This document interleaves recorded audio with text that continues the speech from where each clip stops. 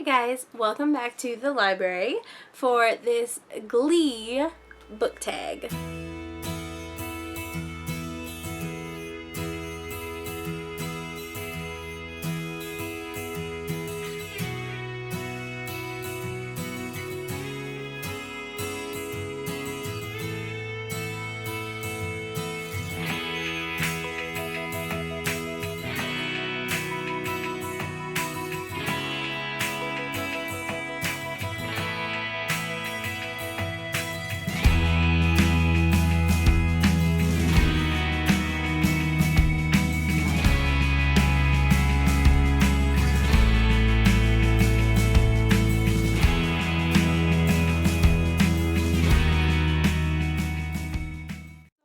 Questions supposedly have to do with a character from Glee.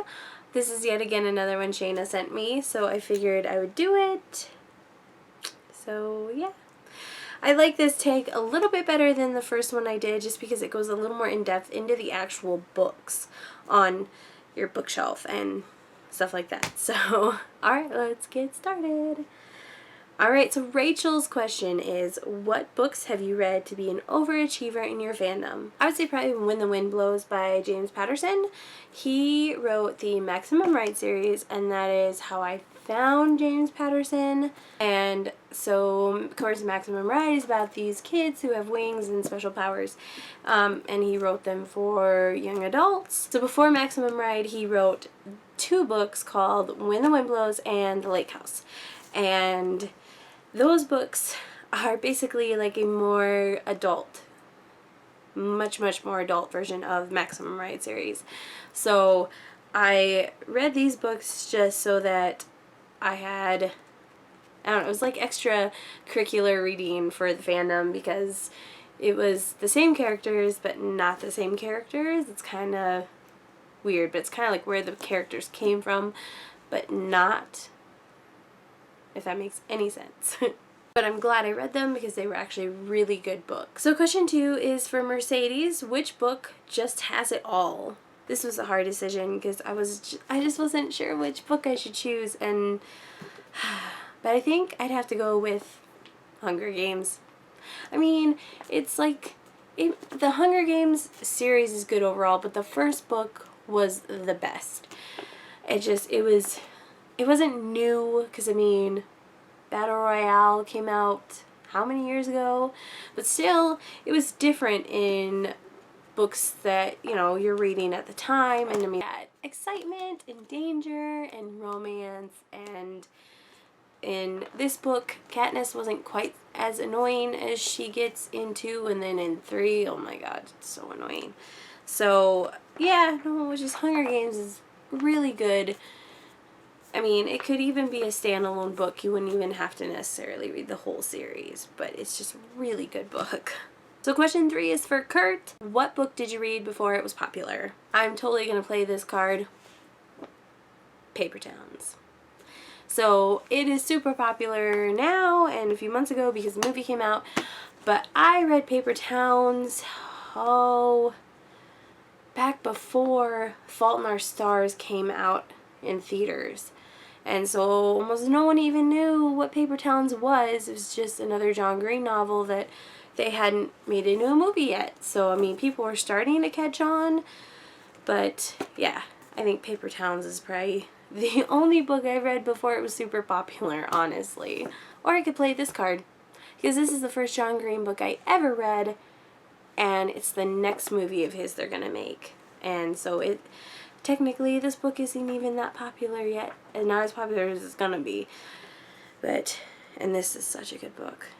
Yeah, it was the first book of John Green's I ever read, Looking for Alaska. So question 4 is for Artie. Which book do you wish had more popularity / recognition on YouTube? I would have to say the His Dark Materials series by Philip Pullman. You guys probably also know it as the Golden Compass series. A movie that killed a fandom. So I love this series. I mean, it is so good. And they only got the first movie made because they screwed it up so royally that they were never going to make sequels to that movie. They completely changed the ending, and it was just horrible. And now you don't see anything on YouTube or Tumblr, anything about His Dark Materials, about Will and Lyra. I wish more people knew about Will and Lyra. I mean, if there was ever an OTP, that's it. I mean, but no, someone had to go, oh, let's make a movie about this, and then completely ruin it. So question 5 is for Tina, and I think this is just funny, but what book are you just not sure if you liked it or not? So this was also a hard question to answer because I like all my books. I mean, otherwise I wouldn't own them still. But I think the one I had to go with was The Looking Glass Wars by Frank Bedore, however you say it. It's like, I wanted to like this series so much, and it has good qualities, but overall, especially comparing them to a lot of the other books I read and still have on my shelf, it's just, I don't know, it just does not quite measure up.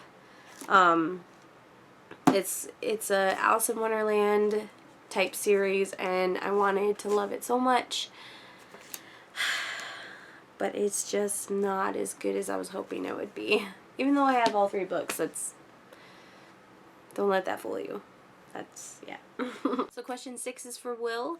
What book do you always go back to for comfort? This one is probably pretty obvious, but I couldn't resist.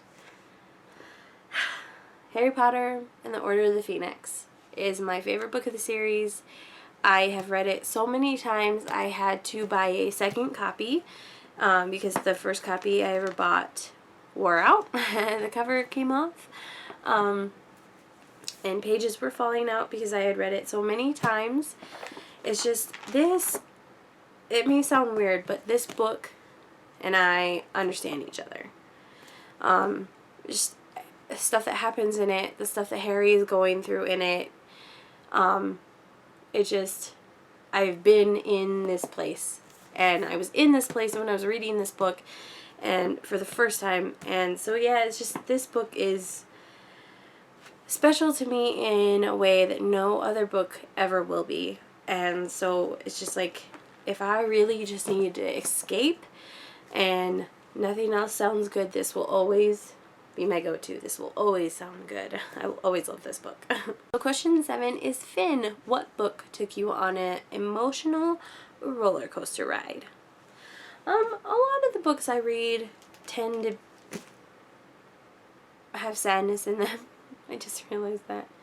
Or not sadness, but happiness, and it makes you cry. Both. Anyway.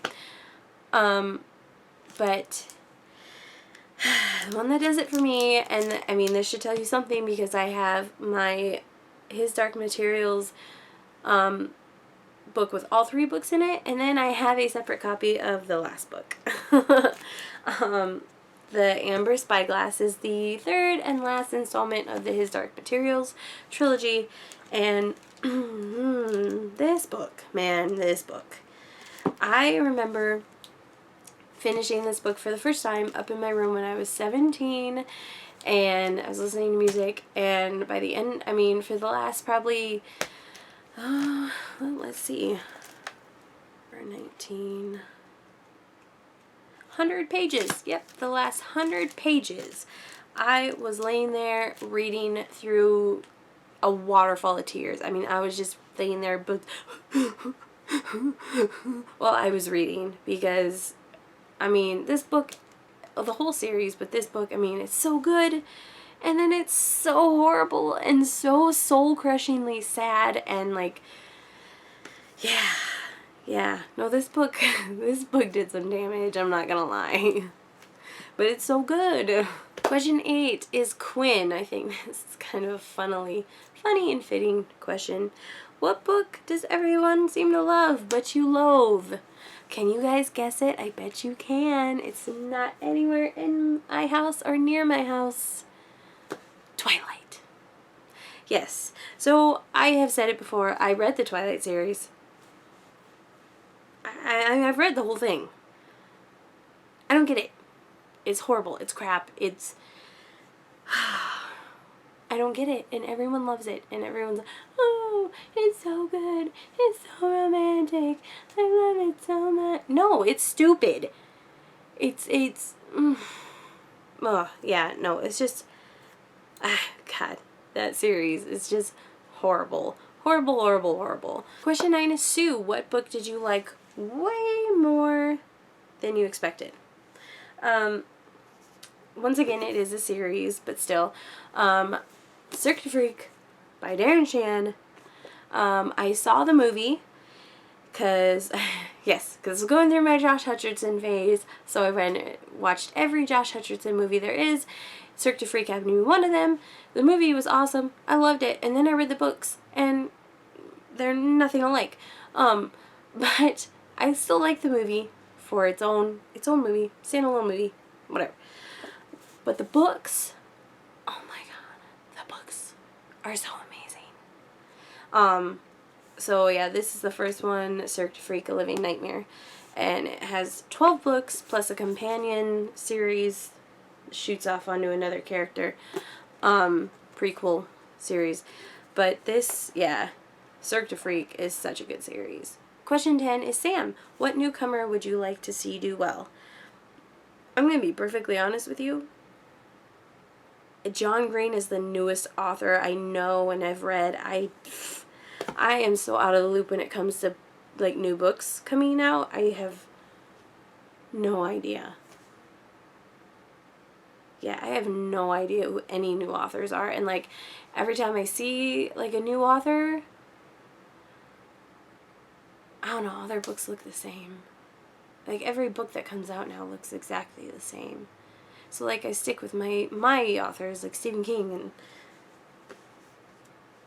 John Green. They're like the only two authors I read that are still putting out books. It's really sad. Alright, last question is for Blaine. What is your most romantic book choice? Okay, so this is where I'm going to differ from probably every single other person who would make a video like this. So I don't like romance novels.